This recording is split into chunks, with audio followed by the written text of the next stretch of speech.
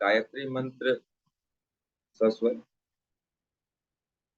ओम भूर्भुवः स्वः तत्सवितुर्वरेण्यं भर्गो देवस्य धीमहि धियो यो नः प्रचोदयात्। सभी का नमन, वंदन, अभिनंदन। आज की कक्षा को प्रारंभ करते हैं। आज का विषय है पंचकोश साधक की आचार संहिता। पंचकोश, पंचकोश शब्द से हम सभी भली भांति परिचित हैं। पंचकोश योग की अवधारणा है। जो पंचकोश का विकास है वो योग की एक अवधारणा है। साधक, साधक संस्कृत का एक शब्द है जो साध से बना है, जिसका अर्थ है एक ऐसा व्यक्ति जो एक निश्चित लक्ष्य के लिए। तो पंचकोश साधना का एक निश्चित लक्ष्य अगर हम लें तो वो है आत्मा की अमरता का बोध। ये जो संजीवनी विद्या है, जो महाकाल के मुख से आदिशक्ति पार्वती को कही गई, इसका उद्देश्य है कि आत्मा की अमरता का बोध।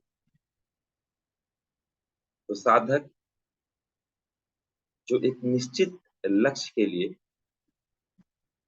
एक अभ्यास या एक आध्यात्मिक अभ्यास कहें, खुद पे अधिकार करने का अभ्यास, एक जीवन शैली को अपनाता है, वो साधक।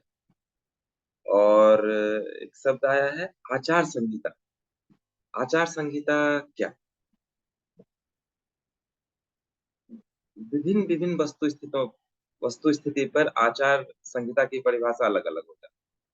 बट यहाँ साधक की बात हो रही है, तो किसी व्यक्ति, दल या संगठन के लिए जो निर्धारित नियम होते हैं,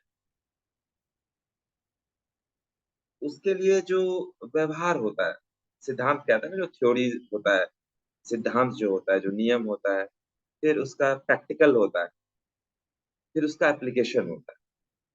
तो जो थ्योरीज है, जो उसको अगर सार्वभौम हम अगर करें तो उत्कृष्ट चिंतन, हमारा चिंतन जो है वो उत्कृष्ट हो, तो जो उसके लिए जो एक नियम है, फिर उसके लिए जो प्रैक्टिकल्स हैं जो हम लोग साधना के माध्यम से करते हैं, फिर उसके लिए जो एप्लीकेशन होता है।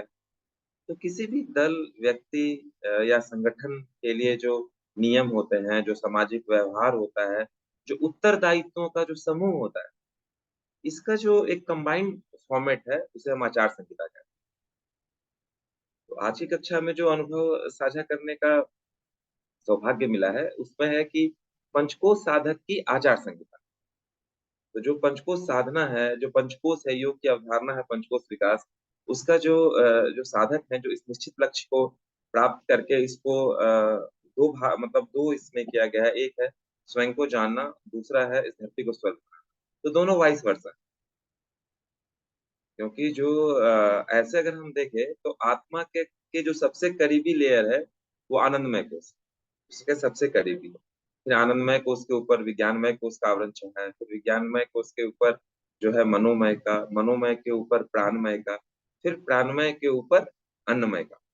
लेकिन जो हमारे सामने सीधे तौर पे दिखता है वो है अन्नमय कोश। इसलिए अन्नमय कोश की जो मतलब जो साधना है वो अन्नमय कोश से प्रारंभ की जाती है। जैसा कि हम लोग सबको ही जानते हैं कि अन्नमय कोश जो है वो अन्न के रस से उत्पन्न है, जो सामने दिखता है, सबसे फिजिकल बॉडी जो सामने दिखता है। तो यहीं से हम लोग अपनी साधना शुरू करते हैं।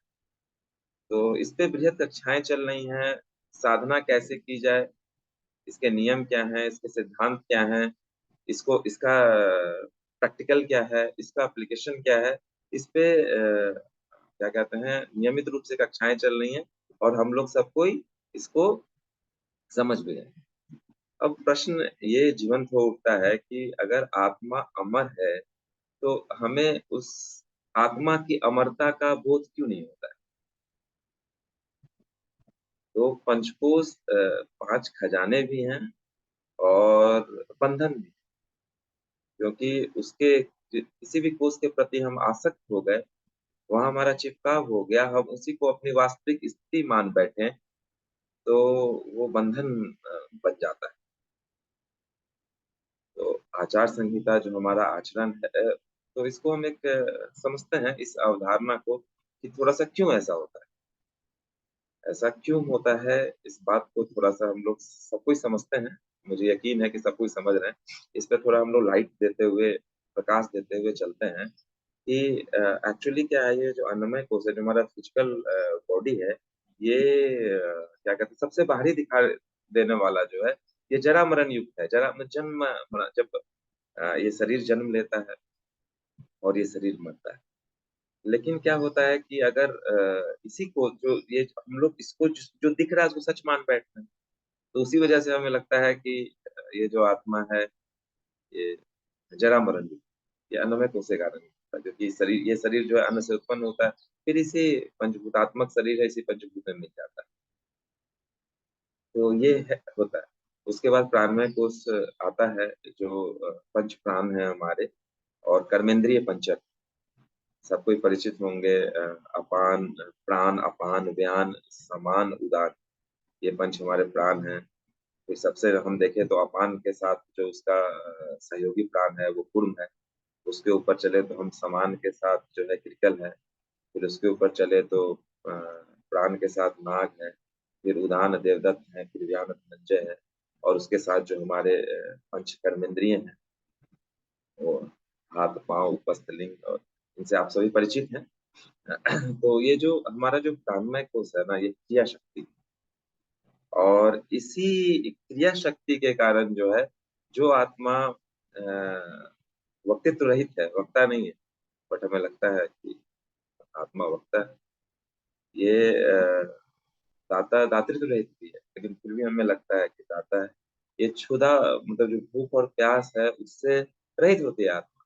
लेकिन इसी प्राणमय कोश में अगर हमारा, मतलब हमारी चेतना है, तो हमें लगता है कि नहीं, ये तो जहाँ पे हमारी चेतना है, मानवीय चेतना को पांच अस्तित्वों में बांटा गया। तो जहाँ हमारी चेतना होती है, हम उसी के अनुसार व्यवहार करते हैं। हमारी आत्मा गुण रहित है, तो गुण से कुछ लेना देना नहीं है। लेकिन अगर हम प्राणमय कोश में हैं, तो व्यक्ति का गुण देखना है, उसी को सच मान बैठना है।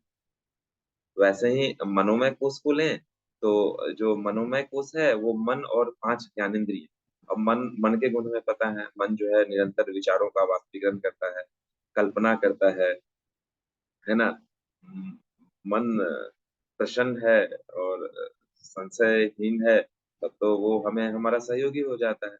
मन नियंत्रित है तो वो हमारा सहयोगी है।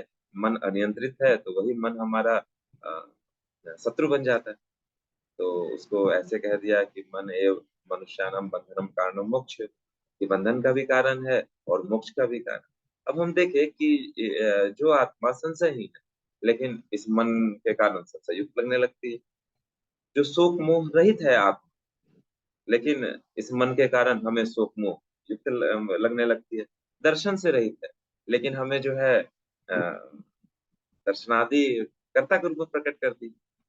वैसे ही विज्ञानमय कोश जो है, वो बुद्धि और पंच ज्ञानेंद्रियों, ज्ञानेंद्रिय बोले तो सेंस ऑर्गन्स, जो हमारा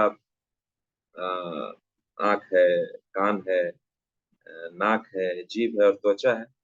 ये जो हमारे सेंस ऑर्गन्स हैं, यही इंफॉर्मेशन को लेते हैं और जो है नर्व सेल्स के माध्यम से हमारे ब्रेन तक पहुंच जाते हैं। उसी के अकॉर्डिंगली हमारे ब्रेन में अलग अलग पार्ट है, वो अलग अलग काम के लिए, इसके लिए जो है जो ब्रेन की एनाटोमी समझाई गई है, उस पर जो क्लास ली गई है, उस पर सारा भी हुआ था। तो क्या है कि आत्मा अकर्ता भी है, लेकिन इसी विज्ञानमय कोश की वजह से हमें कर्ता लगता है। अब विज्ञात है आत्मा, लेकिन हमें लगता है कि विज्ञाता है। निश्चयहीन है, लेकिन हमें लगता है कि निश्चय युक्त। इसी तरह जो हमारा एक्चुअली जो अन्नमय कोश है वो स्थूल शरीर है, और गुरुदेव ने सूक्ष्म शरीर के अंतर्गत प्राणमय, मनोमय और विज्ञानमय को रखा। और इसी के बाद हम आगे बढ़े, जो आत्मा के सबसे करीबी लेयर है वो है आनंदमय कोश। एक्चुअली ये मीटिंग पॉइंट भी है, जहाँ पे कहते हैं कि आत्मा और परमात्मा जो है वहाँ का मिलन का बिंदु है, सबसे करीबी है। और जो एक्चुअली जो सुखात्मक धुन से परे है आत्मा, लेकिन हम किसी खास इसमें अपना आनंद ढूंढने लगते हैं, वो विकार युक्त हो जाता है।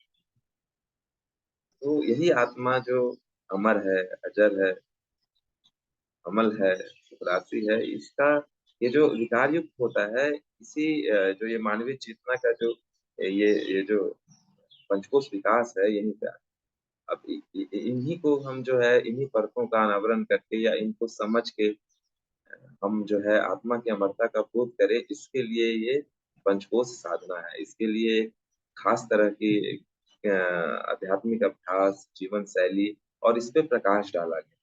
तो इसमें अलग-अलग टूल्स जो हैं, अलग-अलग जो क्रिया योग हैं, वो बताए गए हैं।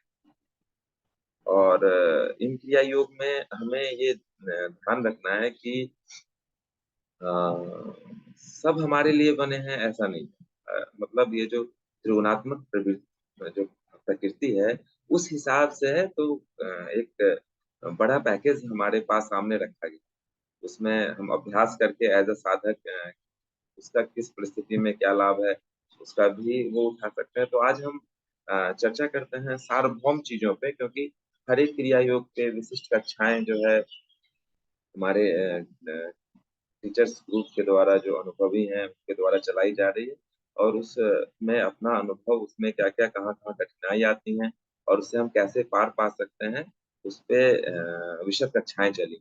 और जो है बाबूजी जो है प्रतिदिन कक्षाएँ ले रहे हैं, उसको औपनिषदिक शैली में उसका समाधान अ, सभी को बता रहे हैं, जिसका लाभ लिया जा सकता है। तो इसमें जो अगर हम आचरण शैली में अगर इसको सार्वभौम चीज़ों पे लेते हुए चलें, तो सबसे पहले जो मैंने अनुभव किया, हमें सरल बनना होता है, सरल। और सरलता का नियम कहीं भी इससे नहीं है कि हम आलस्य को प्राथमिकता दें या ईज़ीनेस के लिए शॉर्टकट को अपनाएँ, नहीं। सरल का आध्यात्मिकता में बहुत बड़ा विशद अर्थ है, जिसका सबसे पहला ये है कि हम बनावटीपन से दूर रहें। अध्यात्म जगत में अध्यात्म अधिजोर अधिक आत्म, खुद पे अधिकार। तो खुद पे अधिकार करने के लिए खुद को जानना ज़रूरी होता है। स्वयं को जानें, और इसके लिए सरल बनने के लिए सत्य को मानना और सत्य को जानना ज़रूरी है। सत्य का भी बहुत व्यापक अर्थ, जो कल्याणार्थ है, वो सत्य। आत्म अगर अपना कल्याण हो, लोक कल्याण हो, जो कल्याणार्थ किया जाए, तो एक साधक के तौर पे अपने अंदर झाँकना बहुत आवश्यक है। अपने अंदर झाँकें, अपने आत्मा अच्छाई और बुराई से भी परे। एक समय ऐसा आएगा कि अनुभवों से परे है, वो भी एक स्थिति आएगी कि जब ये समझ में आएगा कि जो हम लोग लौकिक सत्य, असत्य, इन सबसे परे है, वहाँ शब्द भी विलीन हो जाते हैं, अनुभव भी अनुभवहीन हो जाते हैं। तो वो क्रमिक विकास की प्रक्रिया है, हम सभी एक दिन उस जगह पहुँचेंगे और एक अ, निर्वात उत्पन्न होता है। वो निर्वात वैज्ञानिक निर्वात से अलग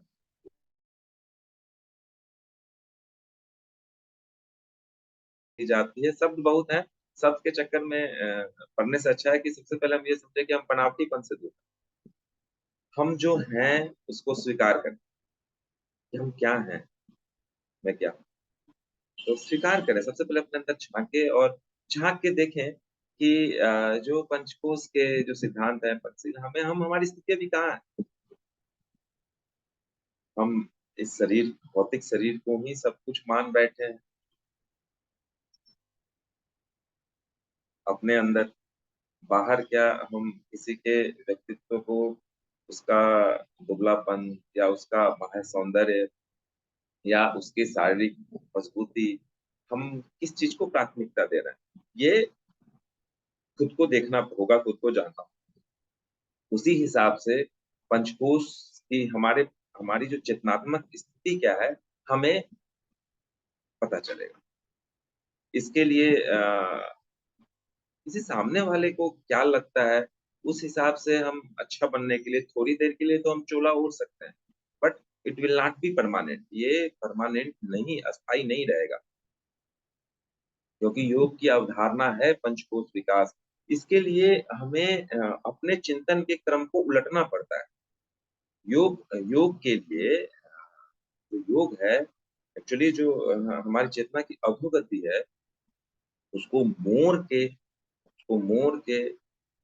उसको ऊर्ध्वगामी, उसको ऊपर बनाना, उसको जोड़ना, उसको चिंतन को उत्कृष्ट बनाना ही योग का प्रथम आधार है। और इसके लिए सबसे पहले एक्सेप्टेंस नीडेड है कि हमारे चेतना की स्थिति क्या है। हम अन्नमय कोश में जी रहे हैं, हम प्राणमय कोश में जी रहे हैं, और संसार में ईश्वर ने कुछ भी व्यर्थ नहीं बनाया। पंचकोश एक साधन है, वो किसी भी चीज को व्यर्थ नहीं बनाया। मोक्ष का जो अर्थ है, जनरली हम ये लेते हैं कि जरा मरण से मुक्त हो जाना। तो जरा मरण से मुक्त हो जाना क्या ये है कि हम पृथ्वी पे जन्म नहीं लेंगे? और तो आत्मा तो न जन्म लेती है न मरती, ये शरीर जन्म लेता है। तो अब दो तरीके से है। एक तो है कि हम ईश्वर के जो ईश्वरीय व्यवस्था है उसके तहत आए हैं, अपना रोल प्ले करने आए हैं, अपनी भूमिका निभा रहे हैं और फिर भूमिका निभा के चले। और एक है कि नहीं, जो ईश्वरीय नियम व्यवस्था है, जो कर्मफल की व्यवस्था है, उसके तहत हमें आना पड़ा। जो बोए हैं वो काटे हैं, जो बोना है, कहते हैं ना, हम जो मतलब जो बोएंगे सो काटेंगे। उसको ऐसे है कि हम हम जो बटोरेंगे सो बांटेंगे, जो आएगा वही तो जाएगा। तो इसमें यही है, योग की जो ये अवधारणा है, उसमें इस चीज के लिए हमें स्पष्ट रूप से ये समझना पड़ेगा कि मोक्ष का है कसाय और कल्मषों से होना। कसाय जो जन्म जन्मांतर के हमारे संस्कार है, कल्मष जो हमने ये कर्मफल बटोरा है। मोक्ष एक वो स्थिति है, इसका मान लीजिए अवतारीय सत्ता है, वो भी तो ईश्वरीय विधान क्रम में आते हैं, लेकिन वो जनरली हमारे तरह नहीं आते हैं, कर्मफल को भोगने नहीं। वो ईश्वरीय व्यवस्था के तहत आते हैं, अपना रोल प्ले करते हैं। तो एक पंचकोश साधक के तौर पे हमें ये समझना पड़ेगा कि संसार में कुछ भी व्यर्थ नहीं। तो उसके आचरण संहिता में उसका जो आचार संहिता है, उसमें हमें इस बात को समझना होगा कि सबसे पहले संसार में कुछ भी व्यर्थ नहीं। हम उसके अर्थ को नहीं जान रहे हैं, हम उसके गुड यूज को नहीं जान रहे हैं, हम उसकी सार्थकता को नहीं समझ पा रहे हैं, तो हम उसको व्यर्थ कह देते हैं। इसीलिए जो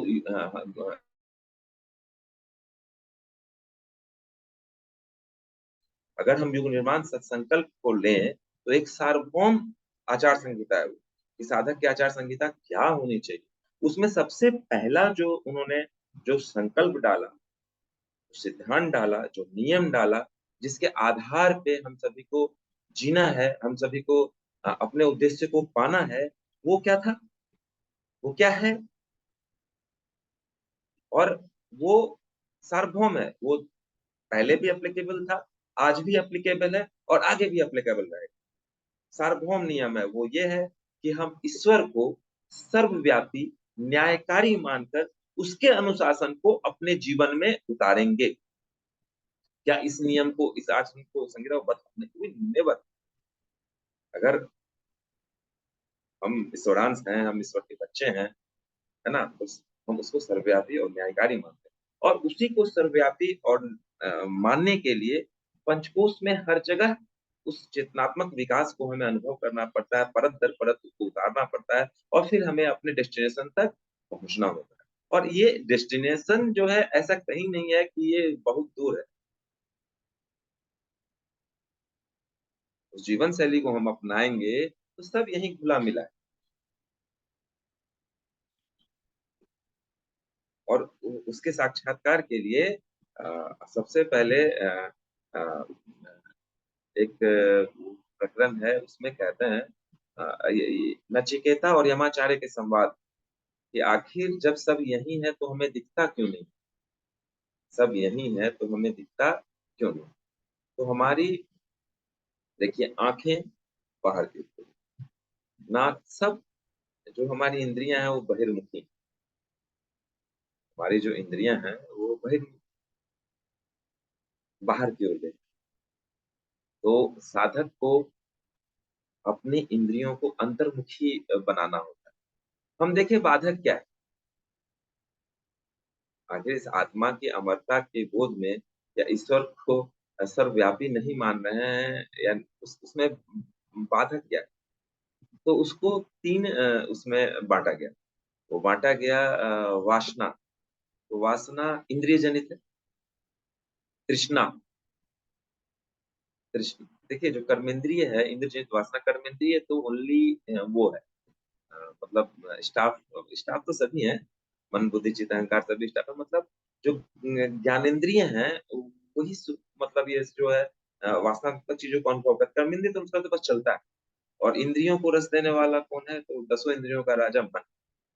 तो अ, तो इंद्रियां क्या है, बहिर्मुखी, उनको अंतर्मुखी बनाना।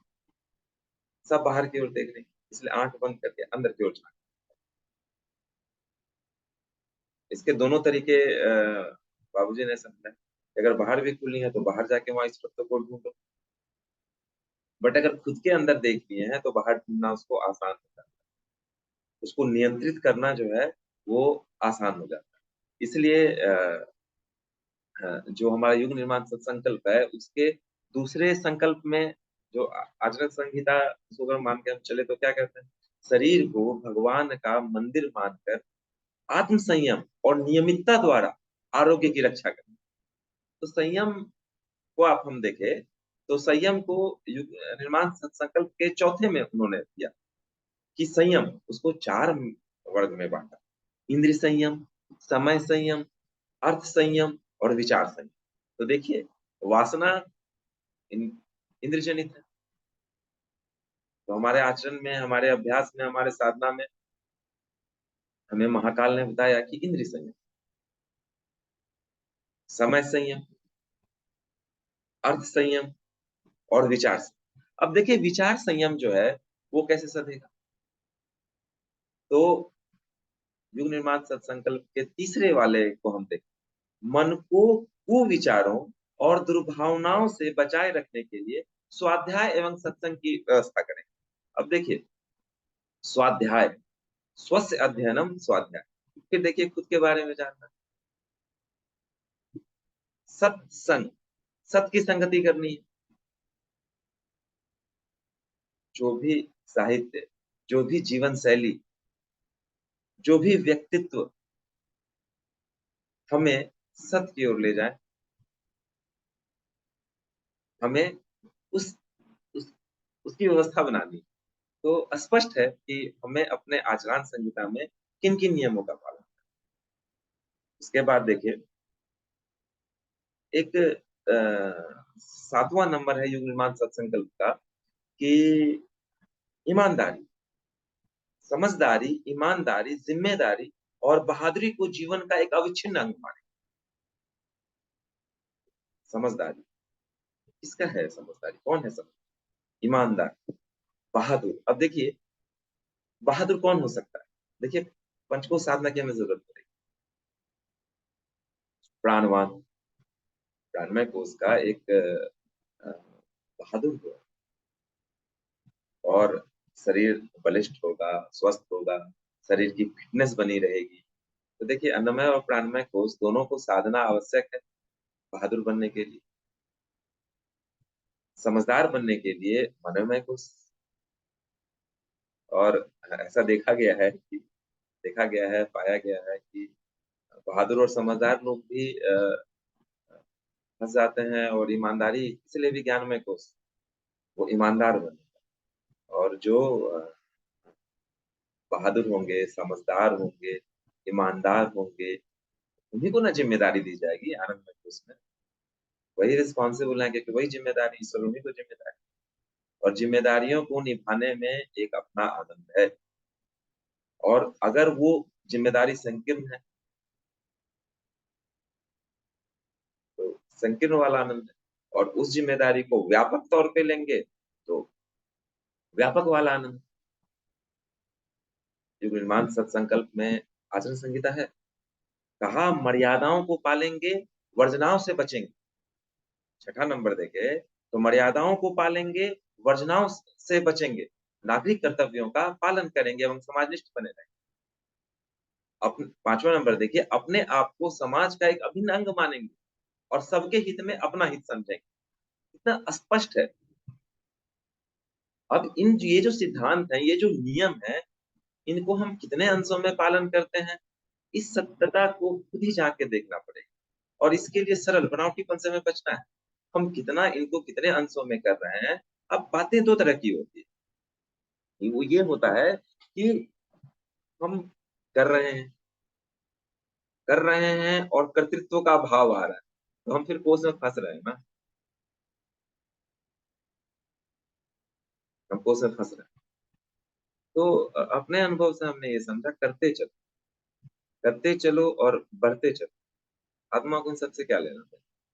और उसके लिए बहुत बृहद प्लेटफॉर्म, हम अपने आप को समाज का एक अभिन्न माने।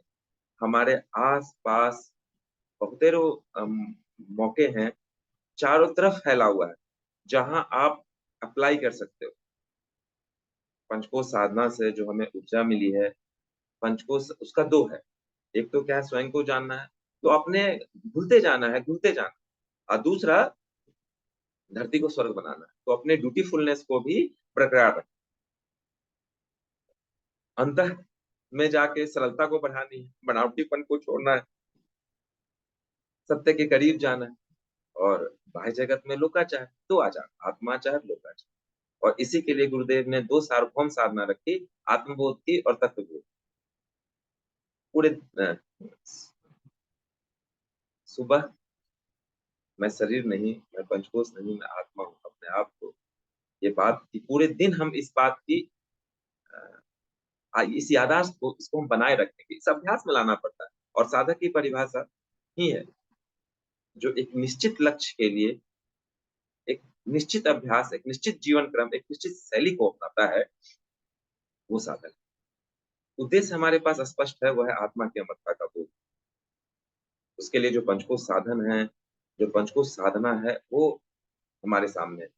और ये जो एक इंस्टीट्यूशनल वे में जो कक्षाएं चलाई जा रही हैं, इसका उद्देश्य ये है कि हम अपने कंसेप्ट को क्लियर करें। जो इसके नियम है, इसे कंसेप्ट को क्लियर करें, क्योंकि जब तक कंसेप्ट क्लियर नहीं होगा, तब तक हम उसको कैसे जानेंगे, उसको कैसे मानेंगे। और वो साधना का एक नियम सार्वभौम होता है, उसको कैसे जीना है, वो सबका सेम नहीं हो सकता। इन उंगलियों की, ये वाला जो फिंगर है, इससे नहीं मिलता। इसकी जो रेखाएं हैं ऊपर, वो नहीं मिलता। तो हमें हमें सार्वभौम नियम को समझना पड़ेगा। उसको कैसे अपनाना है, उसको कैसे जीवन क्रम में लाना है, वो डिफरेंट हो सकता है। जैसे सबके कर्तव्य अलग अलग हैं, इस बात को मैंने जिया है और इस बात को मैंने समझा है। एक समय ऐसा था जब मैं सुबह 3 बजे बिस्तर छोड़ दिया करता था। आदत थी, बचपन से ही आदत थी सुबह उठ के पढ़ने की और चीजों को समझने की, तो इसके लिए मुझे कुछ खास अभ्यास नहीं करना पड़ा। सुबह 3 बजे जगना, उषापान करना, फिर जब एकेडमिक करते थे तो एकेडमिक पढ़ते थे विद्यार्थियों की जीवन शैली। मुझे उस समय मैं जैसे बायोलॉजी है, जो भी याद करने वाला होता था, सुबह मैं उसको याद कर लिया करता था, और वो स्मरण भी होता था। वो एकेडमिक था मेरा। फिर धीरे धीरे जब सर्विस में आए, एक अंदर से रुझान भरी अध्यात्म को जानने की, आप सभी लोगों के संपर्क में आए, उपनिषद पढ़ना शुरू हुआ, तो उसका भी अध्ययन अध्ययन हुआ, प्रारंभ हुआ, और उसको प्रारंभ करके उसको अंशों में जी पाया। तो ये जीवन शैली रही। बट स्टार्टिंग में कभी किसी वजह से अगर वो घर्रा टूटता था, तो एक बेचैनी टाइप का होता था, और कहीं न कहीं मैं अशांत हो जाता। सेना में गए तो वहाँ पे एक खास समय में खास काम करना था, तो भी ये जीवन शैली बरकरार रही। जब सैन्य जीवन से सेवानिवृत्त होने के बाद जब समाज में आया, तब साधना का असली मतलब जान पड़ा। लगता था अरे ये 6-7 बजे उठते हैं, ये साधक नहीं। लेकिन जब असली परीक्षा तब प्रारंभ हुई, जब समाज में आके जीना प्रारंभ किया। 1 अप्रैल 2021 को सेवानिवृत्त होके जब अपने गृह स्थल 19 साल 6 महीने में जॉब में चला गया। फिर वहाँ पे सेवा देता रहा, परिवार साथ में था नहीं, बट यूनिट था, उसको परिवार माना, आगे बढ़ा। परमपिता परमात्मा की कृपा से जो कुछ भी हुआ उसको कक्षाओं में बताता आया हूँ, जीवन चलता रहा। लेकिन उपनिषद पढ़े, वेद पढ़े, बहुत कुछ मतलब जो है उसको पढ़ा, उसको अपने आप में कितना गढ़ा, वो आके समाज में आने के बाद पता चला।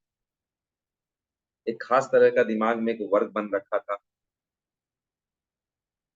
जब समाज में आया और विभिन्न प्लेटफ़ॉर्म पे विभिन्न अदाकारी का मौका मिला, तब पता लगा कि नहीं, नहीं, नहीं भई, सभी बहादुर हैं, और बहुत बहादुर हैं, बहुत बहादुर हैं।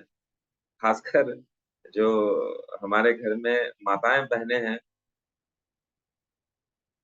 वो हैं मतलब अपने-अपने रिश्तों से, इनसे बहादुर कोई नहीं।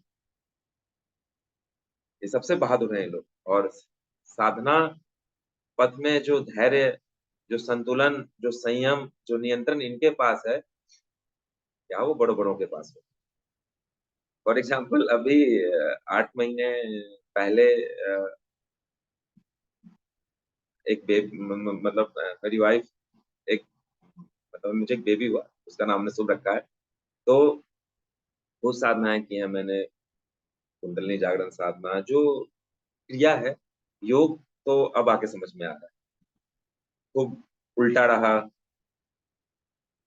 खूब शरीर को तोड़ा, मरोड़ा, लेकिन जो जो ये अदाकारी है ना, जो ये रोल प्ले हम करते हैं, इसमें कितने धैर्य की आवश्यकता होती है, वो मुझे तब पता चला, जब पारिवारिक कारणों से माताजी को बाहर जाना पड़ा। सुबह उस बच्चे को मुझे लेना पड़ा, क्योंकि स्कूल गोइंग जो क्या कहते हैं, जो मेरी 2 डॉटर्स हैं, उन्हें स्कूल जाना है। दादी माँ ओल्ड एज हैं, अब उनका सुबह खाना बनना है। मैं थोड़ा-सा व्यक्तिगत अनुभवों को इसमें बीच में डालता चल रहा हूँ। साधनात्मक अनुभव पहले मैं दे चुका हूँ, लेकिन जब 2-4 मौका होना पड़ा, तो सुबह-सुबह उठ के बेबी को पकड़ना है, देन जो है घर में खाना बनेगा, बच्चों को स्कूल भेजा जाएगा। उनको सँभालने के लिए कितनी धैर्य की आवश्यकता होती है, ये मुझे तब समझ में आया। छोटा-सा मैं अपने जीवन का उदाहरण दे रहा हूँ। कितन कितन कित हर एक आदमी कितनी साधना कर रहा है और कितने धैर्य के साथ अपना काम कर रहा है। सभी लोगों को सभी लोगों की जो है क्या कहते हैं, सेवा करना, वो भी खुश होके, ये सभी माताओं, बहनों, और जो सबको नमन है, जो घर को सँभालती हैं। इतना धैर्य, और सब ग्रेट पंचकोश साधिका हैं। उनका पंचकोश सदा-सदा आया। तो मुझे पता चला, और उस क्रम में बच्चों को गोद में खिलाते हुए कैसे प्राणों को आकर्षित करना है। फिर मैं साधना को म हैट्स ऑफ टू गुरुदेव और परमपिता परमात्मा। फिर पता चला कि मुझे आँख खोल के साधना कैसे करनी है, ताकि बेबी लुढ़क ना जाए, ये नहीं हो जाए। फिर उसको गोद में लेते हुए कैसे जो है प्राणों को आकर्षित करना है। एक अलग-अलग विधा मिली साधना के अलग। तो ये जो साधना है ना, इसको आँख बंद करके ही की जाए, ये आवश्यक नहीं। इसको एक खास पैटर्न पे ही किया जाए, ये भी आवश्यक नहीं। पैटर्न से आप प्रारंभ करेंगे, पैटर्न से हम प्रारंभ करेंगे, लेकिन उसको सार्वभौम बनाना, उसको सभी जगह ये मेरा उदाहरण देने का एक ये मतलब था। जो जो साधना मैं सुबह 3 बजे से 4 बजे तक कर लिया करता था, उस साधना को अब तब समझ में आया कि एक ब्रह्म मुहूर्त तो है, उसमें फायदा सुबह उठने से होता है, सारी चीजें होती है। लेकिन आपातकाल में, इमरजेंसी में भी उसको आप चौबीसों घंटे उस ब्रह्म मुहूर्त को बरकरार रखा जा सकता है। अगर बच्चे की तबीयत खराब है, रात में जगना पड़ रहा है, अगर उसको बुखार है, उसको पट्टी करनी पड़ रही है, और या समाज में कहीं ऐसा कुछ हो गया है जहाँ पे अपनी भूमिका अहम है, रात के 2 बजे आए हैं, तो मैंने एक तरीका ये भी देखा कि 2 घंटा सो के कभी-कभी ऐसा हुआ कि शरीर में इतनी थकान थी कि सुबह के 7 बजे भी नींद खुली। तब समझ में आया कि बाबूजी ने ये भी कहा था हमें कि जब जागो तभी सवेरा। अब एक स्थूल शरीर भी जागता है, सूक्ष्म शरीर भी जागता है, कारण शरीर भी जागता है। उस जागने की परिभाषा जैसे-जैसे क्रमिक अभ्यास होगा, उसके वहाँ-वहाँ। तो जब जगा उस समय फ्रेश होके भी जो है, इस पैटर्न को अपनाया जा सकता है। अपना एक-एक पैकेज बनाना है, और सार्वभौम सिद्धांत हमें युग निर्माण सत्संकल्प से मिल जाए। और उसके अंत में है सबसे बढ़िया कि हम बदलेंगे, युग बदलेगा, हम सुधरेंगे, युग सुधरेगा। इस तथ्य पे हमारा परिपूर्ण विश्वास है। जब इस तथ्य पे हमारा परिपूर्ण विश्वास है, तो किस बात की उद्विग्नता? और इसका सबसे अच्छा जो ये है, वो ये है कि सार्थक और प्रभावी उपदेश हुआ है, जो आचरण से नहीं, सॉरी, जो उपदेश से नहीं, प्रत्युत अपने आचरण से प्रस्तुत किया जाए। सार्थक और प्रभावी उपदेश आचरण से प्रस्तुत करना, ये मैंने परिवार के स्तर पे, समाज के स्तर पे, जिस प्रोफ़ेशन में हूँ, पहले सोल्जर था, नाउ अ बैंकर, ये सबसे बढ़िया मैंने देखा। लोग फ़ोन से संपर्क बनाते हैं, तो उस समय जब भूख लगी हो तो ज्ञान देना ठीक है, और लोग उसको अपने स्तर से ये भी हमने पाया कि जो कुछ भी कहा जाए, सामने वाला जो दरवाज़ा खोल के रखा है, अगर आप कहते रहो, फाटक बंद है, फाटक खुला ही नहीं है, तो प्रवेश कहाँ से मिलेगा? और कौन-सा फाटक खुला है? तो शब्द अपने भाव से कहे जाते हैं, उसका भावे विधेयते देवा, भाव का खेल। तो आचरण से जो प्रस्तुत किया जाए वो बेस्ट है, और परिवार, समाज, अब हर एक प्लेटफ़ॉर्म पे बहुतेरों ऐसी जगह हैं, जहाँ पे अपना रोल प्ले किया जा सकता है। बस आसक्त ना हो, हमारी बात को सब फ़ॉलो करें, ऐसा ना हो। और इसमें जो 17 नंबर वाला है उनका, कि मनुष्य अपने भाग्य का निर्माता आप है, इस विश्वास के आधार पर अपनी मान्यता है कि हम उत्कृष्ट बनाएँगे और दूसरों को श्रेष्ठ बनाएँगे, तो युग अवश्य बदलेगा।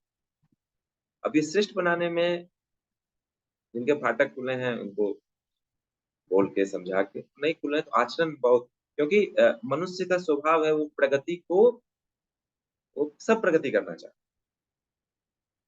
तो अगर हमारी प्रगति भौतिक और आध्यात्मिक स्तर दोनों पे, इसीलिए 2 सार्वभौम लेके चले। एक है स्वयं को जानना, दूसरा धरती को समझना। तो इसीलिए जो पंचकोश साधना है, वो दोनों चीज़ देता है। भौतिक प्रगति भी और आध्यात्मिक, वाइस वर्सा, दोनों साथ-साथ चलते हैं।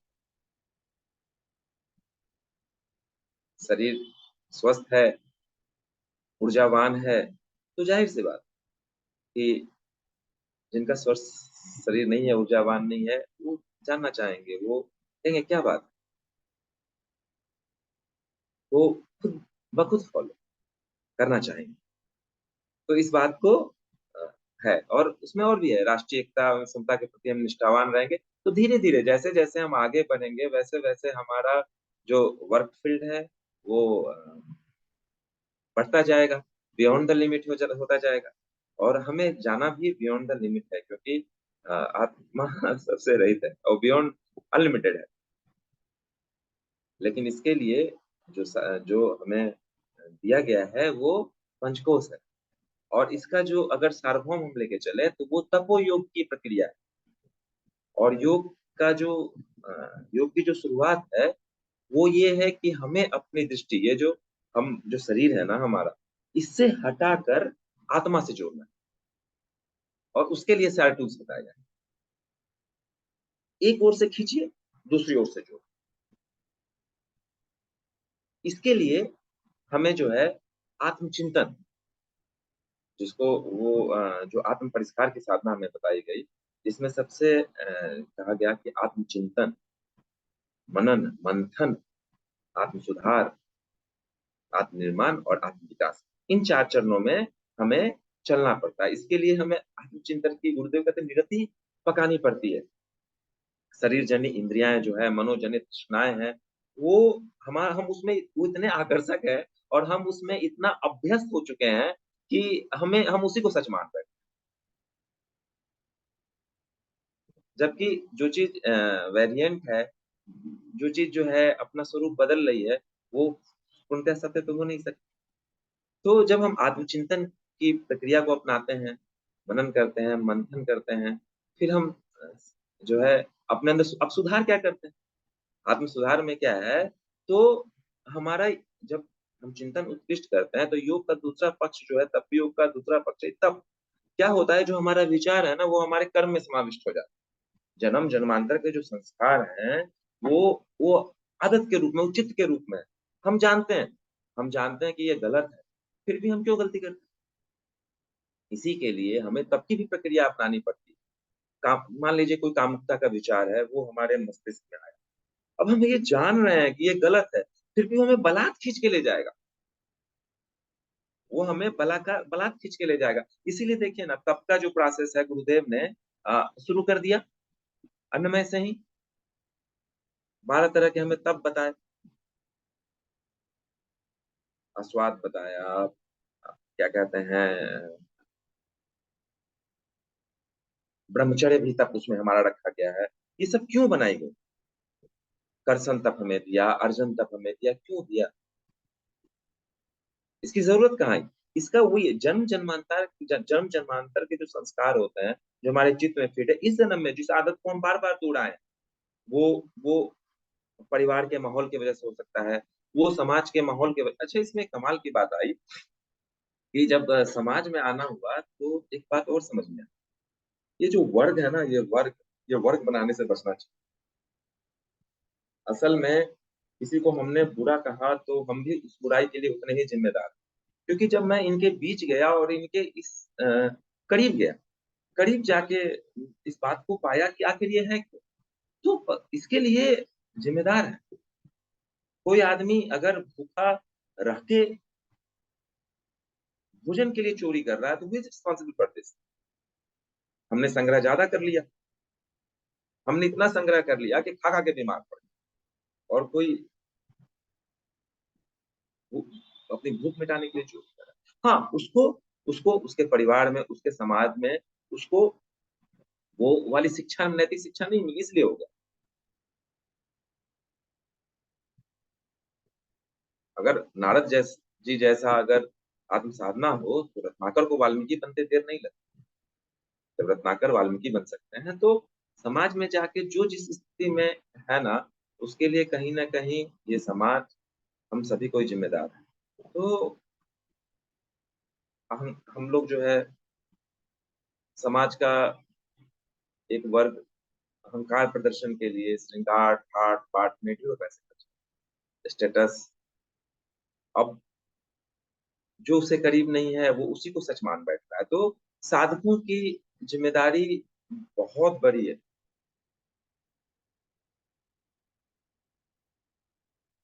हम अगर हम प्राणवान हैं, हम ज्ञानवान हैं, तो हमारी जीवन शैली को दूसरे एडॉप्ट करना चाहेंगे, तो हमें अपना एक एक पग, हमें अपना एक एक जो सामाजिक व्यवहार है और आचरण है, उसको बहुत ही फूक फूक के रखना होता है। क्या हमारा कृत्य आडंबर का प्रदर्शन मात्र तो नहीं बना। मैं जब किसानों के बीच गया, तो मैंने देखा उनका धैर्य, मैंने उनकी मेहनत देखी, और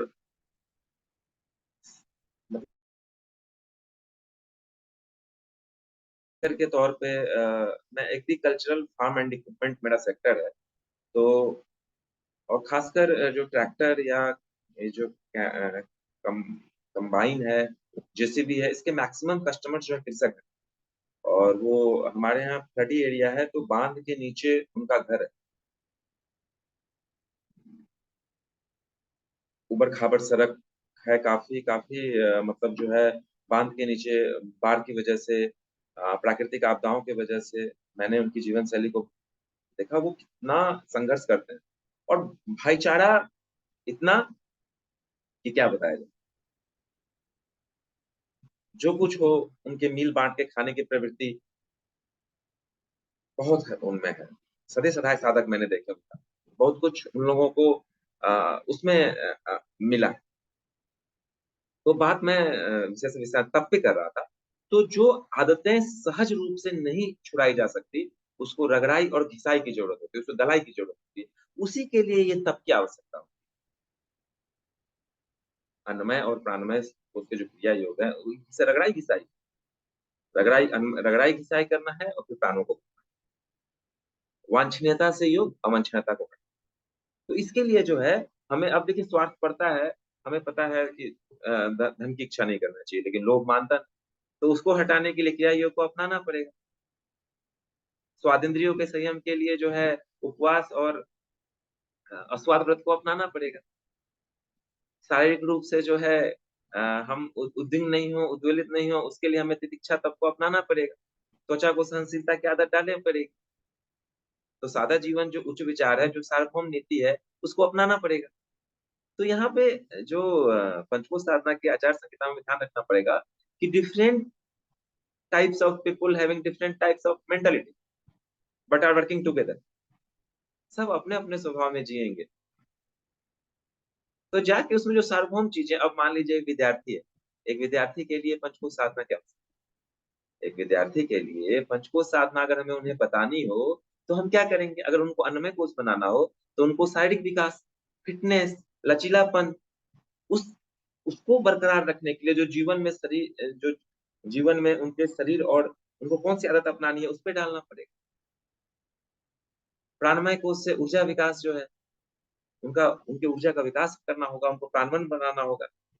मनोमय कोश से उनको मानसिक और भावनात्मक रूप से मजबूत बनाना है। विज्ञानमय कोश में जो है, उनका जो मतलब तर्क है, उनका जो निश्चय है, उनका जो भाषाई कौशल है, उनको बढ़ाना पड़ेगा।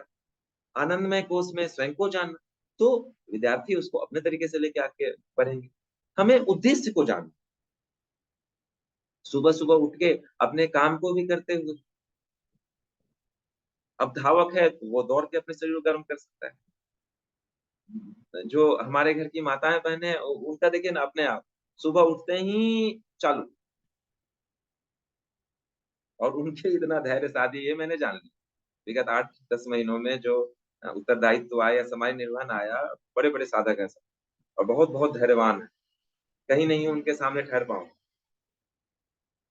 बहुत धैर्य और उसके साथ काम कर, सब लोगों के प्रति जो मतलब जो रिस्पेक्ट है ना, बहुत है। अब बस यही है कि जिसकी चेतना जहां है, वहां जाके आगे वाला कपाट को खोल देना। और उसके लिए कपाट को खोलने में किसी का छिटकिनी अटक जाता है, किसी का ताला, वहां पे अपना रोल प्ले कर दिया जाता है। और सब पा सकते हैं, सब जी सकते हैं। तो जो कुछ अनुभव मैंने अपने जीवन में मतलब अभी तक पाया, लेकिन ये अनुभवहीन की भी यात्रा है। इसको मैंने आप सभी के समक्ष रखने का एक प्रयास मात्र किया है। और जो प्रश्न है, वो प्रश्न से ज्यादा क्लियर होते हैं। तो इनके साथ जो है, मैं 5:49, 50 मिनट है। 10 मिनट मेरे से प्रश्न किए जा सकते हैं, जिनका कोई प्रश्न हो। और उसके बाद फिर बाबूजी का समय शुरू हो जाएगा।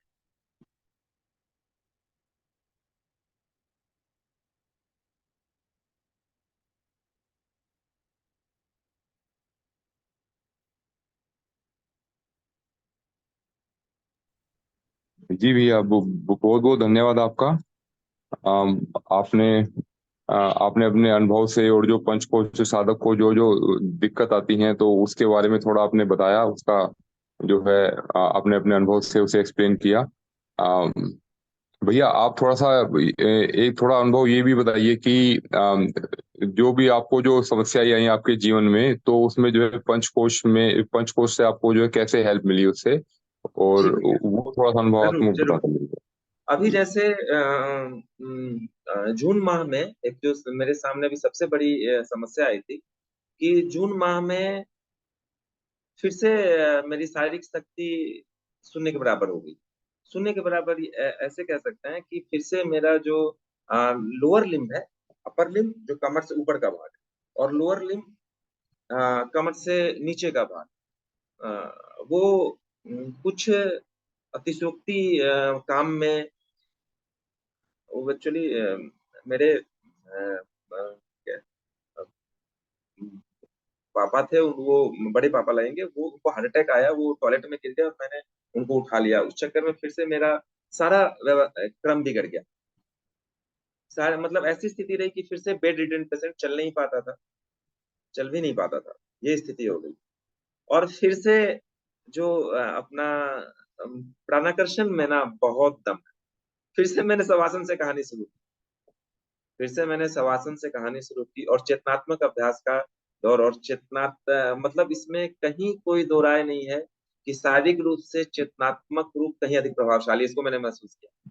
और फिर से मैं मतलब ऑफलोड से ऑनलोड हो चुका हूँ। अपने दायित्वों का फिर से बड़े कमाल से निर्वहन कर रहा हूँ, जॉब भी कर रहा हूँ, पारिवारिक सामाजिक दायित्वों का निर्वहन भी कर रहा हूँ। और इसमें प्राणाकर्षण प्राणायाम, उसका तरीका पता है आप सभी को। प्राणायाम की कक्षाएं उस पर ली भी जा रही हैं। उससे फिर वापसी हुई। और फिर से जो है क्रिया योग का जो प्राणायाम है, जो विपरीत करनी मुद्रा है, दीवार के सहारे मैं उसको कर रहा हूँ। और इसमें सबसे बड़ी बात है, हिम्मत मर्दा तो मद्दे खुदा। अपनी हिम्मत को कभी ना छोड़। अपने एक चीज है ना कि मान लीजिए कि आपको कोई काम दिया जाता है और आप उस काम को नहीं करेंगे तो वो पोस्ट छीन ली जाती है। वैसे ही मैं ये मानता हूँ कि ये शरीर मिला है हमें रोल रोल प्ले कर, अपना रोल प्ले करते रहा जाए। ये नहीं देखा जाए कि हमारी स्थिति क्या है या कुछ भी क्या है। ईमानदारी पूर्वक, ईमानदारी उसमें कहीं प्रमाद का नहीं, ईमानदारी पूर्वक जो बन पड़े वो करते रहा जाए। एक प्रश्न है भैया, क्या प्रश्न है? चैट।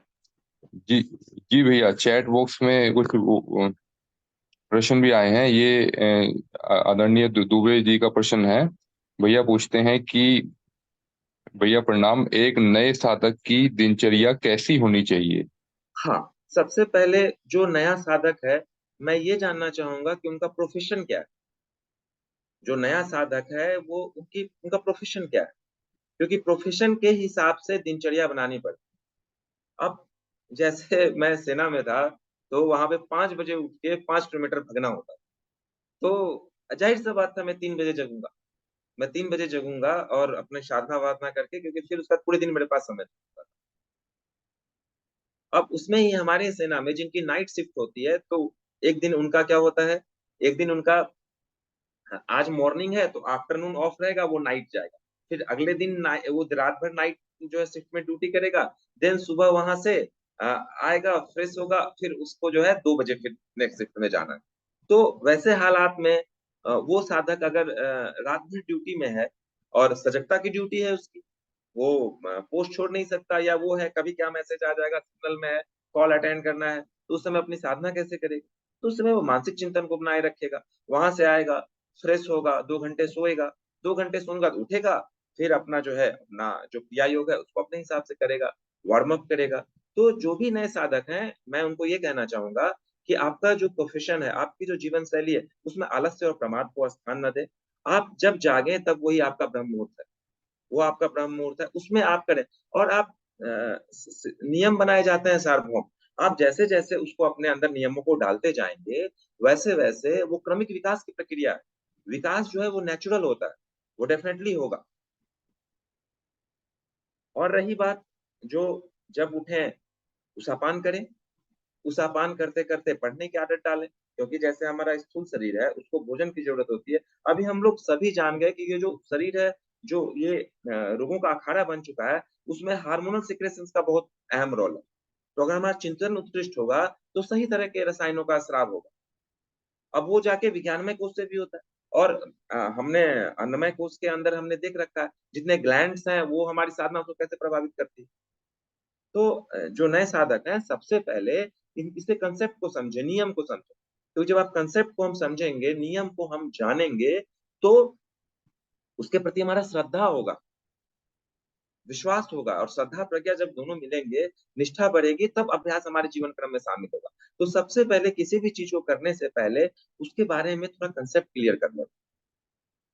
ठूस ठूस के भोजन न किया जाए, जितना भूख हो उतना खाया जाए, तेल मसाले वाले भोजनों से परहेज किया जाए। अब उसमें यह है कि मान लीजिए कि बहुत ज्यादा खाने की आदत है, अचानक कोई चीज नहीं होता है, धीरे धीरे होता है। अपने शारीरिक जो फिटनेस है, देखिए तीन: स्थूल शरीर, सूक्ष्म शरीर, कारण शरीर। इसको पहले मोटा मोटा हम ऐसे ले, स्थूल शरीर को मजबूत बनाए। और नए साधकों के लिए मैं सर्वप्रथम बोलूंगा कि गुरुदेव का युग निर्माण संकल्प जरूर पढ़े। बहुत सरल स्पष्ट शब्दों में उसमें सारा कुछ दिया हुआ, और जो हमारी कक्षाएं चल रही हैं उससे जुड़े रहें, और उसमें सभी साधकों के अनुभवों से लाभान्वित।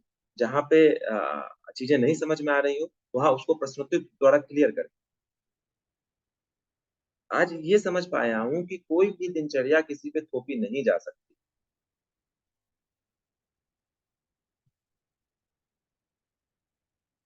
जी भैया, और प्रश्न है क्या भैया? जी जी भैया, धन्यवाद भैया। एक एक प्रश्न और आया है अभी, ये आचार्य जी का प्रश्न है। आचार्य वीरेंद्र प्रसाद जी पूछते हैं कि अज्ञानियों को कैसे सिखा दिया जाए, कृपया स्पष्ट करें। जी जी, प्रणाम आचार्य जी। मैं भी खुद अज्ञानी हूँ, क्योंकि ज्ञानी जिस दिन आत्मा की अमरता का बोध हो जाएगा, उस दिन मैं ज्ञान को समझ पाऊंगा। हाँ, इतना समझ पाया हूँ अभी तक से कि आचरण जो है वो आचरण, क्योंकि जो अन्नमय कोश में जिएगा वो तो शरीर के शास्त्र को देखेगा, वो धन के लोभ को देखेगा। तो अगर वो देख रहा है कि मैं धनी बन रहा हूँ, मैं शारीरिक रूप से स्वस्थ हूँ, प्राण खींचता है, तो वो मेरे जीवन शैली को फॉलो करने के लिए मेरे करीब आए। और बस करीब आने की देर। एज अ बैंकर रिकवरी में, मैं रिकवरी में हूँ, एग्रीकल्चर जो टीएफई ट्रैक्टर एंड फार्म इक्विपमेंट्स में रिकवरी में हूँ। तो उसमें जो पैसा नहीं देते हैं, उनका व्यक्तित्व तो बड़ा मजेदार होता है। उनके साथ बैठ के उनको कन्विंस करके उनसे पैसे लेने होते हैं। तो मैंने देखा है कि सबसे पहले उनके करीब जाना होता है। करीब जाके देखना पड़ता है कि कहाँ पे, क्योंकि उनके अंदर आत्मा है, तो वहां पे देखना पड़ता है कि कौन सा उनका मर्म स्थान है जहाँ पे क्लिक करना पड़ेगा। और उसको क्लिक करने के बाद, इसको मैं शब्दों में नहीं बयान कर सकता, क्योंकि different types of people having different types of mentality, हर जगह अलग अलग तरीके को अपनाना पड़ता है। और इसमें पंचकोश विधा इतनी कारगर साबित हुई है कि मेरे लोकेशन में आज कोई भी एनपीए कस्टमर नहीं है। और और उनसे मेरा रोटी का नाता है, रोटी का। मैं जाता हूँ, अगर वो नियमित तौर पे भी आ गए हैं, और अगर 2-3 महीने में नहीं गया, तो मेरे जो कोवर्कर्स हैं उनको बोलते हैं कि अरे फौजी सर आए नहीं, मैं पैसे नहीं दूंगा, फौजी सर को लेके आओ। तो मेरे लड़कों ने कहा कि अरे अब तो आप डिमांड में आ गए हैं, और अच्छा चल रहा है सर को, और सारे काम हैं, तो बोलते हैं कि नहीं नहीं, उनसे मेरे को बात करना अच्छा लगता है। तो मैं जब उनके पास गया, तो मैंने ये पाया कि समाज में बहुत ऐसा वर्ग है जो उपेक्षित है, उनकी बातें सुनने वाला कोई नहीं है, उनकी बातों को समझने वाला कोई नहीं है। तो मैं थोड़ा सरल शब्दों में ये कहूंगा ना, हम पहले लोगों के करीब जाएं, उनको समझे कहाँ पे है, फिर आसान होता है। और सबसे अच्छा आसान क्या, मजे वाली बात क्या होती है कि हम उनको क्या सुधारें, हम सुधरते हैं, पता चलता है कि कितनी तरह के प्लेटफॉर्म है जहाँ पे अभी हमें काम करना है। वो ऐसा कर रहे हैं तो क्यों कर रहे हैं, वो अज्ञानी है तो क्यों है। बीइंग अ बैंकर, मेरे को पता चला कि केवल बैंक को पैसा ला के देना मेरी ड्यूटी नहीं है, कस्टमर के हित में काम करना मेरी ड्यूटी है। और इसके लिए धन्य है आचार्य जी कि आप लोगों के बीच सीखने का मौका मिला। तो उनके करीब जाएं, ईश्वर को सर्वव्यापी माने हैं तो उनके करीब जाएं, और करीब जाके ऑपरेशन करें, बाबूजी की भाषा। प्रणाम आचार्य जी। जी भैया, वो बहुत बहुत धन्यवाद भैया। आपने जो प्राणाकर्षण का जो प्रैक्टिकल जो अपने जीवन में किया, उस साधना का, और उससे उससे उसके लाभ से जो है आपने स्वयं को लाभान्वित किया और हम सबको उसका अनुभव बताया, तो जो है वह सभी के लिए उत्साहवर्धक रहेगा, मैं ऐसा समझता हूँ। और हमें जो है बहुत कुछ जानने को मिला। और मैं अपना अनुभव भी थोड़ा इसमें बताना चाहूंगा कि जो है मुझे जो है मुझे एक बार आपसे मिलने का जो सौभाग्य प्राप्त हुआ, तो उस समय जो है मुझे आपसे भी बहुत कुछ सीखने को मिला। और आपका कुछ एक सूत्र जो है वो मैंने अपने जीवन में उतारा, तो वह जो है बहुत लाभ किया।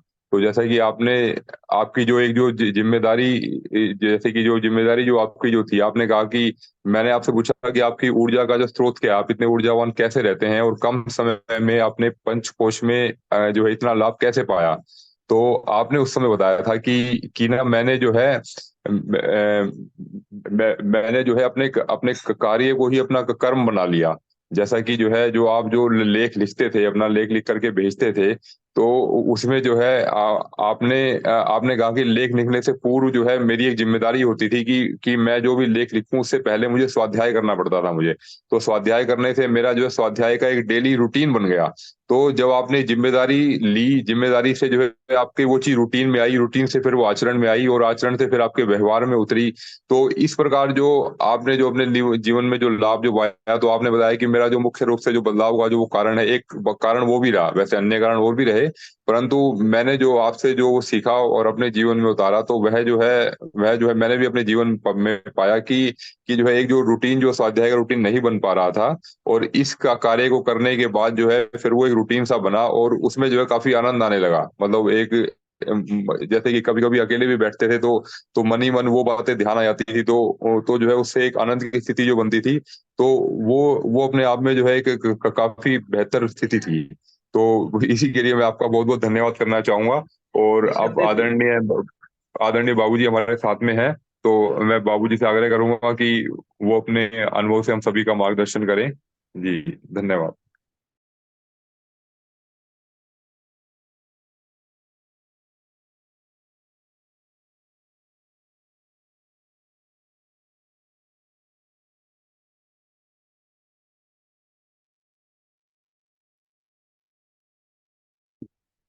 बहुत बहुत आभार विष्णु जी को और सभी पार्टिसिपेंट्स को जो भी क्लास में हैं। तो देखिए, विष्णु जी काफी प्रैक्टिकल और प्रायोगिक पुरुष हैं। हर चीज को एप्लीकेशन करते हैं अपने ऊपर, और उसके अनुभव मिलता है, उसको बेबाक अभिव्यक्त करते हैं। इसलिए इनको, इनसे जब वो चाहे फौजी सेवा रहा हो या सेवा के बाद भी पूरा रूटीन इन्होंने अपने आप को बना लिया है साधना में। तो उतार चढ़ाव जीवन में आते रहते हैं, यह प्रकृति का नियम है। इसलिए निराश नहीं होना है कि हम कभी ऊंचाई पर थे फिर नीचे गिरे। ये पदार्थ जगत का केवल खिलकट है, सतरजतम अपरा का। और आत्मा या ये है, वो विशुद्ध रूप से परा है। तो मन को हम लोग यदि मजबूत कर लें, भीतर के सूक्ष्म शरीर को मजबूत कर लें, तो बाहर के स्थूल शरीर प्रभावित नहीं करते। कितना हो टूट फूट हो जाए, सारे चिथड़े निकल जाए, फिर भी थोड़ी सी भी राई रत्ती अपने भावनाओं में, विचारों में निगेशन के भाव नहीं आने चाहिए। तो ये एक अच्छी स्थिति है। तो हर कोई जब लिख दिया है गुरुदेव ने अपने गायत्री महाविज्ञान में, गायत्री मंजरी के माध्यम से, उसमें बता रहे हैं पूज्य गुरुदेव वाङ्मय में कि बालक भी कर सकता है, बूढ़ा भी कर सकता है, नर भी और नारी भी, सबके लिए सुलभ है। तो ज्ञानी भी अज्ञानी भी, आचार्य जी कहता है ना कि अज्ञानी के, अज्ञानी आदमी को तो और जरूरी है। ज्ञानी आदमी को भी, क्योंकि गृही और विरागी दोनों के लिए फायदेमंद है। आध्यात्मिक को हम ज्ञानी कहेंगे, तो गृहस्थ जीवन में रचे पचे संसारिक तो अज्ञानी, इसको यदि हम माने आध्यात्मिकी भाषा में, तो दोनों के लिए समान रूप से उपयोगी है ये। तो स्वस्थ, देखिए इसमें आचार्य जी एक बात आई थी इसमें कि अज्ञानियों को कैसे इसमें लगाया जाए। तो अज्ञानी के सामने फायदे की बात करनी चाहिए। जो आदमी लोभी है उसको आदमी सामान्य भाषा में अज्ञानी कह देता है। तो लोभी को अज्ञानी नहीं कहा जाए, लाभ गिनाया जाए। लाभ के लिए जीवन जी रहा है तो उससे कम मेहनत में इससे अधिक लाभ लेने का भी एक तरीका है।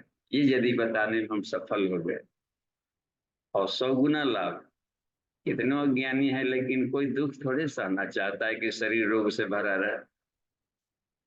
दवा दारू खाते पीते आदमी कितना परेशान रहता है। तो बिना दवाई खाए जीवन भर निरोग रहा जा सकता है, बहुत सरल तरीके से। तो सरल तरीके बताने चाहिए अब, और फायदे खूब, और साधना नहीं करने का इसको, इससे सरल साधना पृथ्वी पर नहीं है कहा कि, और सर्वथा हानि रहित, कोई साइड इफेक्ट नहीं, बच्चा भी कर सकता है। सारे गार्जियन समझ जाए तो बच्चे भी समझेंगे। Skill development, neurons, brain IQ level को सबसे तेजी से बढ़ाता है यह साधना। बल बढ़ाएगा, प्राण शक्ति बढ़ाएगा, और भी देखिए भाव संवेदना बढ़ाएगा। हर हाल मस्ती एक होता है ना, इसमें सत्संकल्प पाठ में समझदारी, ईमानदारी, जिम्मेदारी, बहादुरी को जीवन का अविच्छिन्न अंग मानेंगे। उसमें एक और भी है, सुख शांति, जैसे होता है आनंद मग्न, आनंद को भी जीवन का अविच्छिन्न अंग मानेंगे। हर कोई आनंद के लिए जी रहा है। तो 4 उपाय बताए गए हैं, अन्नमय, प्राणमय, मनोमय, विज्ञानमय। क्या है उपलब्धि? आनंदमय की उपलब्धि होता है हर फन मौल, हर हाल मस्त रहने वाला।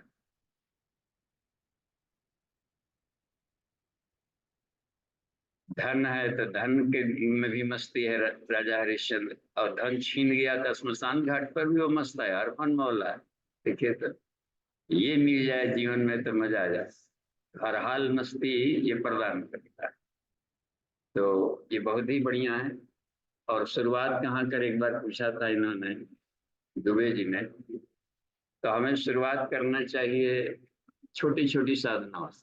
पहले खान पान से शुरू किया जाता है। खान पान, रहन सहन को ठीक किया जाए, रूटीन ठीक किया जाता है, अपना टाइम से उठना जगना, और समय के जो बर्बाद है उसको अपने ही उपयोगी काम में लगाइए। पहले संसार में है तो संसारिक काम में ही लगाइए। कम से कम अपना रहन सहन को एडजस्ट करें, और शुरुआत करें 15 मिनट नियमित जप से, स्वाध्याय से, थोड़ी थोड़ी लोक सेवा में के कामों में रुचि लें। तो यहाँ से प्रारंभिक स्टेज शुरू होता है। नवरात्रियां आती है, इसमें यदि संभव हो तो एक लघु अनुष्ठान कर ले तो उनको प्राणबल थोड़ा सा बढ़ जाएगा। क्योंकि उच्च स्तरीय साधना है, उसके पहले तैयारी यही करनी पड़ती है। अपने प्राणबल बढ़ाना पड़ता है, साहस बढ़ाना पड़ता है, खतरों से खेलना है। तो खेल कूद में एडवेंचरस जर्नी हम लोग लेते हैं कहीं कहीं टूर में, तो इस सब में भी रुचि लेना चाहिए। तैराकी हुआ, ये सब हुआ ना, चलना, और समाज में कोई बड़ा काम हो रहा है उसमें बढ़ चढ़ करके हिस्सा लेना, रिक्शा में सेना की तरह। तो ये सब प्राणबल बढ़ाता है इसमें, और लोक सेवा की भावना आती है। ये सब पूर्व तैयारी में ही होता है। जो संसार में रचे पचे लोग हैं, ये अज्ञानी अज्ञानी कोई लेना देना नहीं। और इसके बाद में अब यह आचार, नियमितता भी बहुत जरूरी होता है, रेगुलरिटी, तत्परता इस काम में। एक उच्च स्तरीय साधना के लिए उच्च स्तर का नींव मजबूत करना होगा। तो पहले हमें नींव मजबूत करना चाहिए कि उस साधना को हम करना है तो उसमें आलस से प्रमाद धीरे धीरे पहले हटावें। तो इसलिए शुरुआत बेसिक में यही करना पड़ता है कि अपना अपने को थोड़ा सा मनोभूमि को ऐसा बना लिया जाए कि नहीं हमें कुछ बनना। बहुत जी लिया बदमाशी का जीवन, अब थोड़ा सा महामानव जैसा भी जी करके देखते हैं, तो पर्सनालिटी रिफाइनमेंट की जब बात आएगी।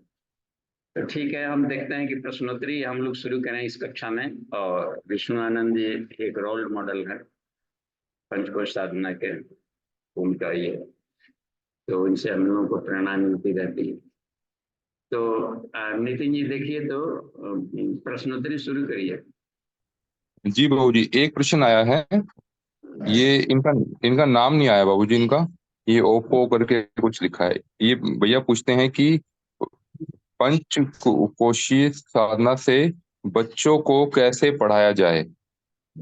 हाँ, बच्चों के स्वास्थ्य पर ध्यान दिया जाए। ये अन्नमय कोश की साधना हो गई।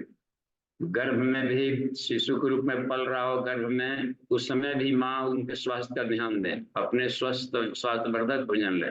गर्भ से ही साधना शुरू हो जाती। और प्राणवान बने तो सूर्य उपासना करें, सूर्य का ध्यान, और जितना संभव हो गायत्री महामंत्र का जप करेंगे तो उनका प्राण में, सूर्य की प्राण शक्ति गर्भ में ही से आने शुरू करें। सूर्य उपासना, ये सूर्य नमस्कार स्कूल कॉलेज में जो होता है, ये सब बलवर्धक सूर्य से संबंध जोड़ने का अभ्यास, जिससे प्राणमय कोश मजबूत होता है, प्राणी की एनर्जी मिल जाता है। और मनोमय के लिए होता है, उनके लिए है कि पढ़ाई लिखाई में IQ लेवल बढ़ाने वाले उनके प्रश्नोत्तरी किए जाए, खूब प्रश्न पूछें और उसका यथार्थ से सही उत्तर देने का कोशिश किया जाए, क्रॉस क्वेश्चन, तो उसका स्किल डेवलपमेंट होता है। हर चीज में करे, क्यों करे, जो खाओ बेटे खा लो, नहीं तो पूछे क्यों खा लो, नहीं अच्छा बर्गर मत खाओ, क्यों नहीं खाओ, पूछे जरूर कितना बढ़िया लगता है, आप रोटी सूखा बना देते हैं, क्या है हम इसको खाएंगे, चबाते हैं मन नहीं लगता है, घी तो नहीं होता है, तो कुछ ना कुछ पूछे, फ्रेंड बनाइए बच्चों को। तो वो पूछने का, हर चीज का जब कारण जानना शुरू कर देगा तो हर कोई चाहता है कि हम फायदे में रहें। और धीरे धीरे अभ्यास में लाना चाहिए, इसको खा के दे उसको, वो उस तरह का आदत है तो स्वास्थ्य वर्धक चीज स्वादिष्ट घर में गृहिणी बनावे अपने बच्चों के लिए, स्वास्थ्य वर्धक भी हो और स्वादिष्ट भी हो। तो घर में भी बनाएंगे आप पिज्जा बर्गर कुछ भी, तो जरूर है कि दुकान वालों से तो जरूर बढ़िया बनाएंगे, रोटी बिस्कुट और ये सब बेकरी घर में बनाएंगे तब, और देखिएगा लगा कि घर में मनपसंद चीज बनने लगा। पता नहीं कैसा, अब समोसा सिंघाड़े दुकान पर दिखाते हैं, घर में बनाएंगे तो उसमें आप साग सब्जी जो डालेंगे जरूर है कि पुष्टिवर्धक डालेंगे, आपका तेल आपकी बनावट हर चीज का। तो वास्तव है अपना स्वाध्याय में साथ साथ बच्चों के साथ साथ हम लोग पढ़े, केवल बच्चों से कहने तू पढ़ो हम थोड़ा सा टीवी देख लेते हैं, तब ठीक नहीं है। चलो बेटे पढ़ा जाए, तो साथ साथ उसमें रचना पढ़ना पड़ता है बच्चों को, तो पढ़ने से जरूर स्किल पावर बढ़ेगा। हम लोग भी अपने विषय को आगे पढ़े, रिटायर हो गए हैं तो थोड़े कि अब सब काम सब छोड़ दिया जाए, काम नहीं, अब और पढ़ना है। गोल्डन में आत्मिकी के बारे में पढ़ा, हम अपना विषय पढ़े, बच्चे अपने विषय पढ़े, तो एक फ्रेंड की तरह उसको करे मस्तिष्क का, और भाव संवेदना जगह अपने उम्र में जो घर में छोटे हैं उनको प्यार करे, बड़ों को सम्मान करे, अपने साथ साथ भी चलो दादाजी को प्रणाम किया जाए, चलो स्पर्श करते हैं, आप भी करें, बच्चों से भी करावे। स्नान करना है कि देखो भोजन बन रहा है, एक मुट्ठी उन्हीं से चावल डलवाइए अन्नघट में, कि पहले बड़े खाएं तब हम खाएं। तो ये सब आदत छोटी छोटी, इसमें क्या होगा कि उनकी भाव संवेदना विकसित कर।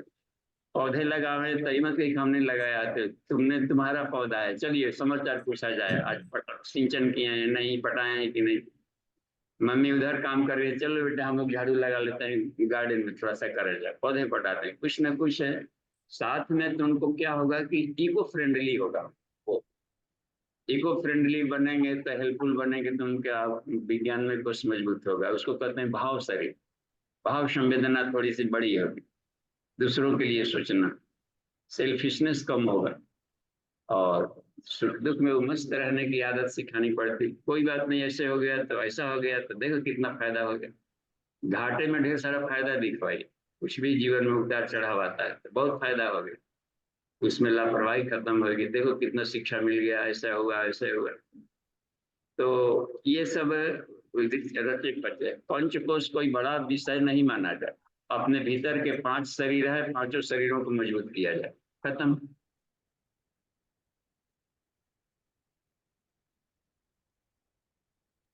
जी बाबूजी, जी बाबूजी, हैंड रेज है, 3 हैंड रेज हैं। पहले आदित्य भैया। जी भैया।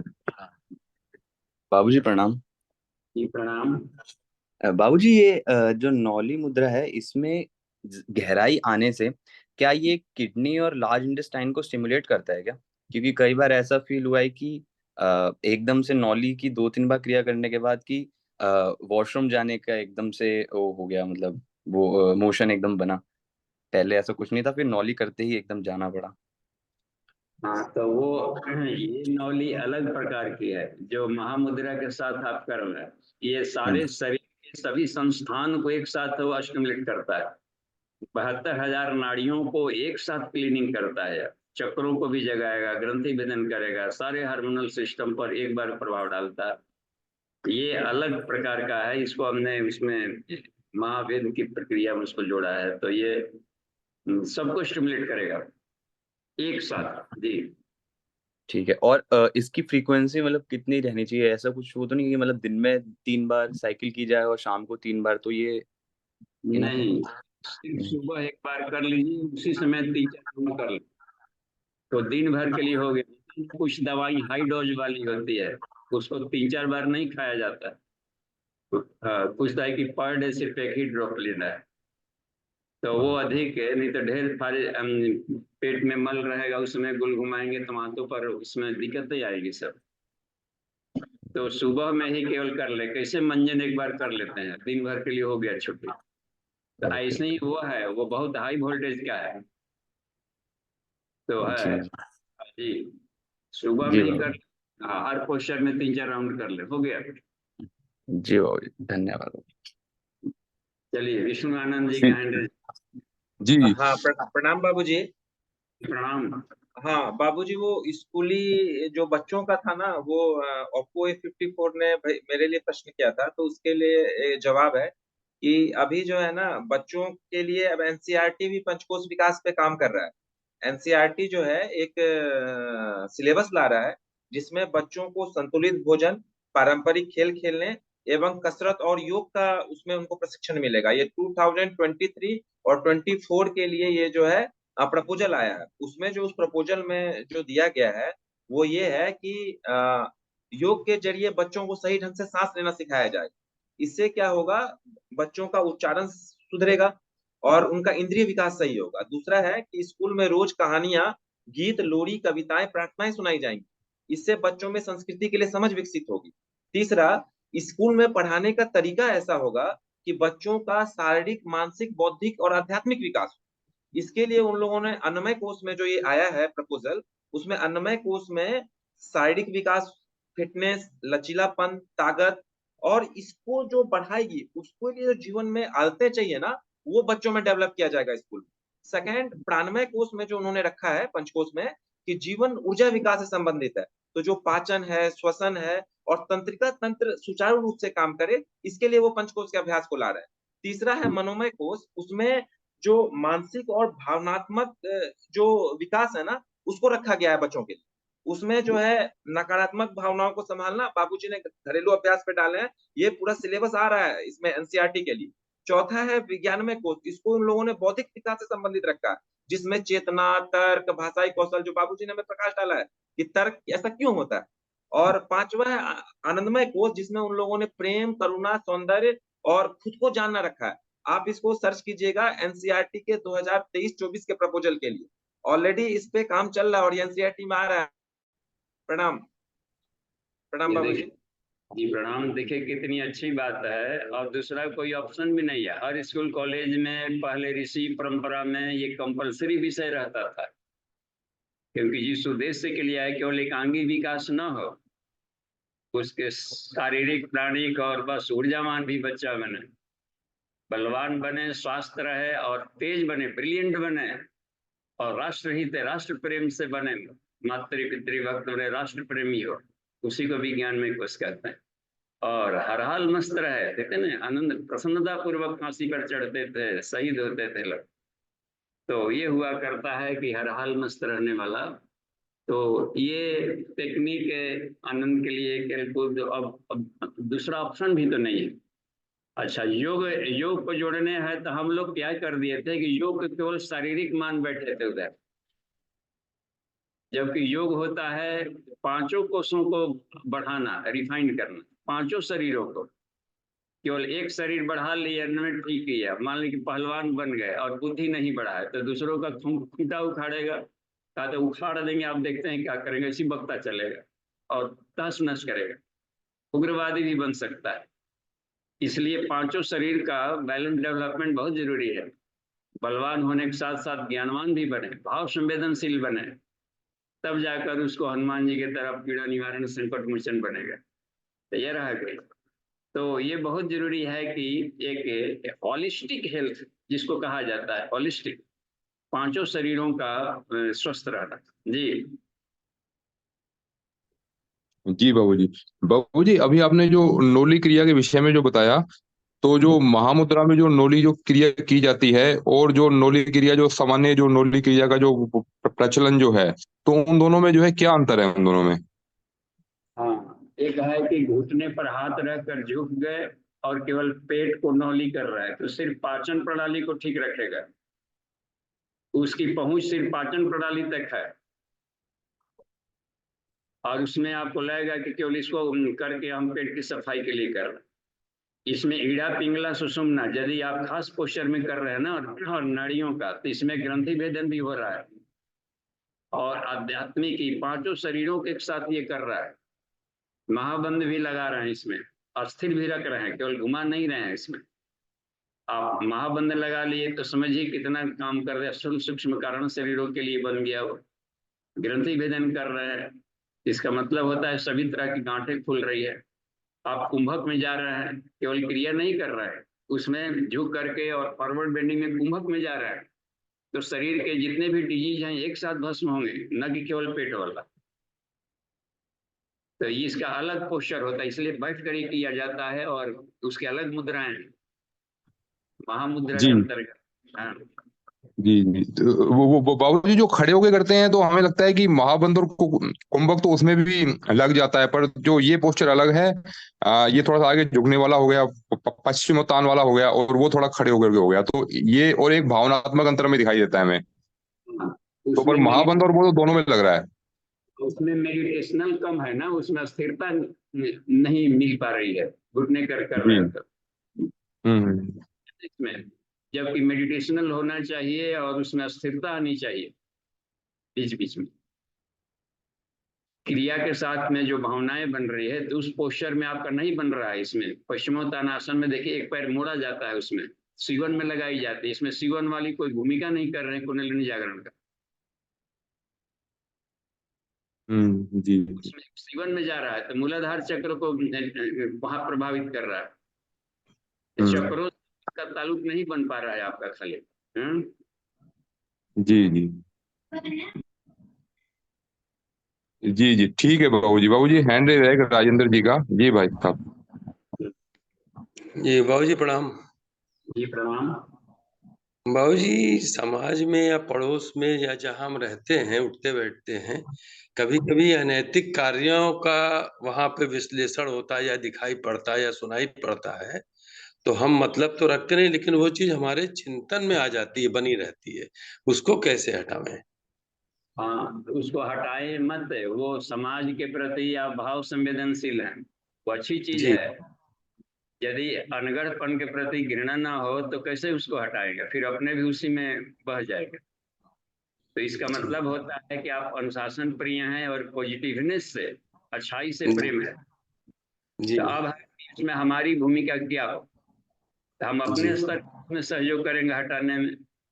जी जो बलवान है बल का प्रयोग करेगा, जो धनवान है धन का प्रयोग करेगा, जो ज्ञानवान है ज्ञान का प्रयोग करेगा, उसमें जो संत है वो प्रेयर का प्रयोग करेगा कि हे भगवान इनको सद्बुद्धि दें, तो प्यार दुलार से समझाना चाहेगा।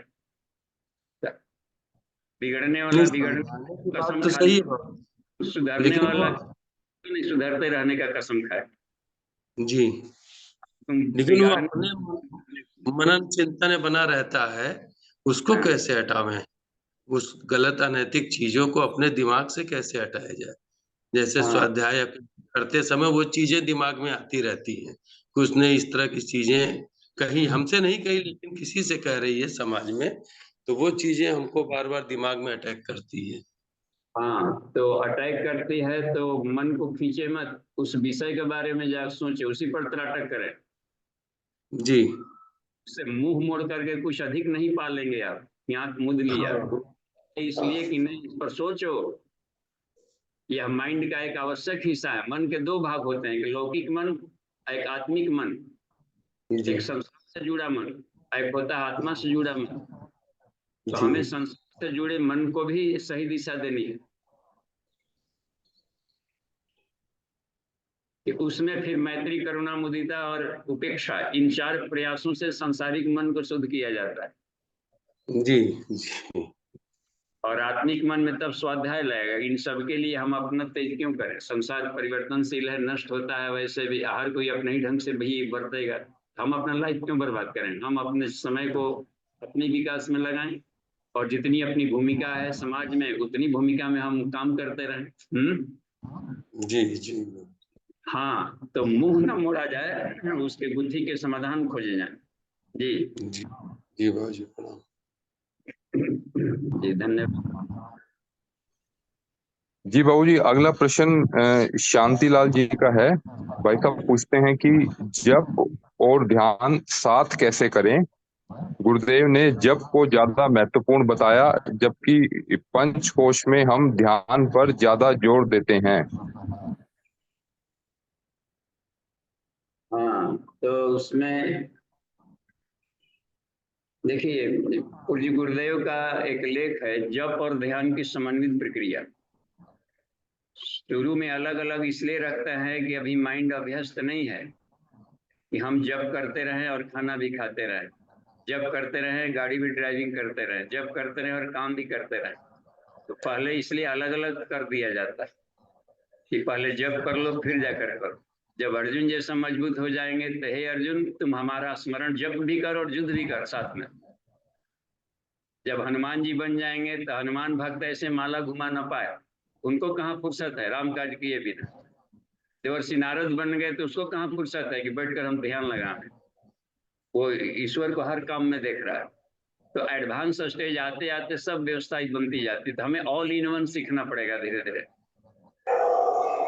क्षेत्र में ध्यान लगाने का मतलब थोड़ा है कि हम लोग अवेयरनेस को ध्यान कहते हैं। विद्यार्थी को बोल दिया जाता है ध्यान लगा कर पढ़ो, तो आंख बंद करके पढ़े, कैसे पढ़े? ध्यान देकर गाड़ी चलाइए, वहां पर भी बोला जाता है ध्यान देकर रोड पार कर, तो आंख बंद करके रोड पार करे। लग रहा है ना कि आंख बंद करने से ध्यान का कोई ताल्लुक नहीं है।